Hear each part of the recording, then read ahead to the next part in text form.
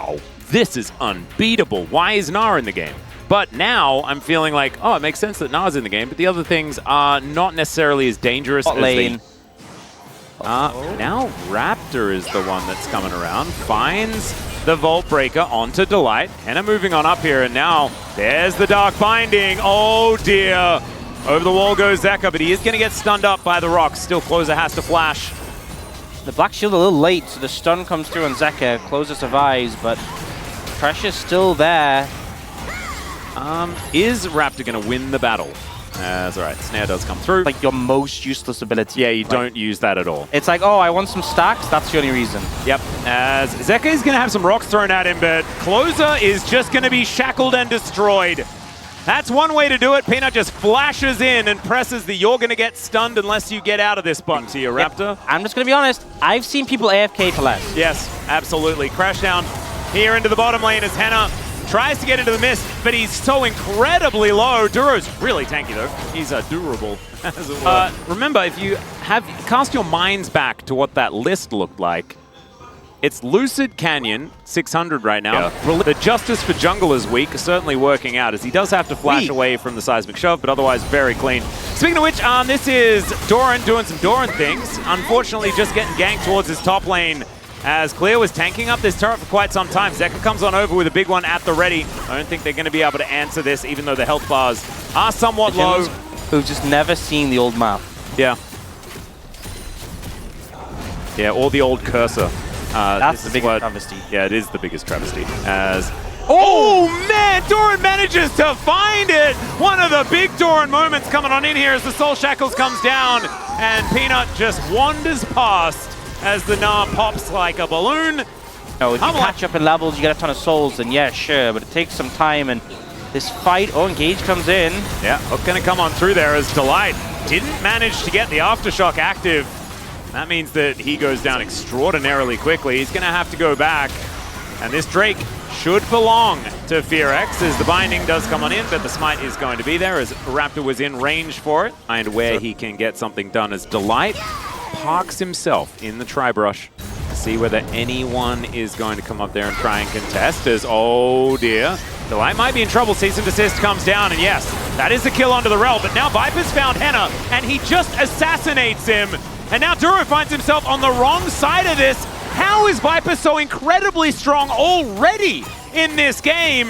I don't know how he necessarily does it, and I don't even know whether they're out of the woods just yet. The Void Seeker going to come on through. There's the flash for the Acathian Rain. And that's just 3 kills. All of a sudden, Viper is a raid boss. Yeah, he's online very quickly on the back of that play. He just walked to Henna and decided he was going to cut him down. But gets those 3 kills. He's now mega fed. Huge target on his back. But do you know what he also has? His Dark Binding is going to connect here as Raptor goes for the cease and desist and then just gets dragged underneath the turret. That's a Dark Binding for the last hit. And in the meantime, the bottom lane out of turret's going. I think the game is damaged. And so by the time those shields have been broken, everyone's dead. Yeah, and also Viper has decided to go for a Dark Seal. That's confidence. Yeah, if you want to do a vibe check, that's the vibe check. We've completed it. Vibe's looking pretty good on the Viper end. You know, it's 6,500 gold lead. Of the answer. This might be some desperation gaming as Delight is going to just pass by and miss a Q. Zeka going to get out of there. That is a very, very abrupt flash. Not wanting to give any said about that, but in reality, Zeka's probably like, oh yeah, fair. Zeka's like, I would have picked Viper too. Good choice. Yeah. As Peanut's going to get engaged on. There's a Seismic Shove, and this is a way to mitigate the Black Shield. Not able to go golden just yet. And BNK, they get rid of the problem. And that is Peanut. Really nicely done.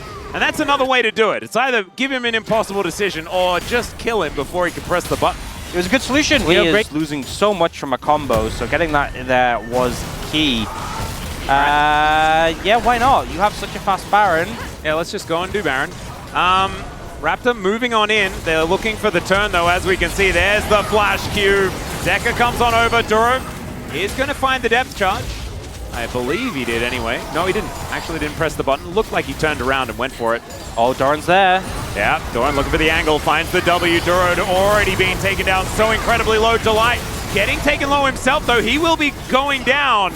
So a 1-for-1 in the end. Both of the supports lying on the ground. Doran also a little bit worse for wear, but does have teleport available as Voidseeker's flying on in.